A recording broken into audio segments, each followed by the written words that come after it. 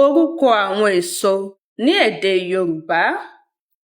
Mo kí yín káàbọ̀ sí ìkànnì Akomolede Agbaye. Nínú ìdánilẹ́kọ̀ọ́ yìí, a ó máa kọ́ nípa orúkọ àwọn èso ní èdè Yorùbá. Orange ọsàn, orange ọsàn. Pawpaw ìbẹ́pẹ, pawpaw ìbẹ́pẹ. Sugarcane ìrèké, sugarcane ìrèké. Plantain ọ̀gẹ̀dẹ̀ àgbagbà, plantain ọ̀gẹ̀dẹ̀ àgbagbà. Ákì ìṣin, ákì ìṣin. Pineapple ọ̀pẹ̀yìnbó, pineapple ọ̀pẹ̀yìnbó.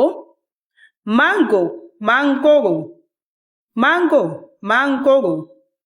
Tamarind àwín, tamarind àwín. Coconut àgbọn, coconut àgbọn. Cherry àgbálùmọ́, cherry àgbálùmọ́. Ẹ darapọ̀ mọ́ wa ní Akomolede Agbaye fún ìjíròrò ẹ̀kọ́ èdè Yorùbá tó péye.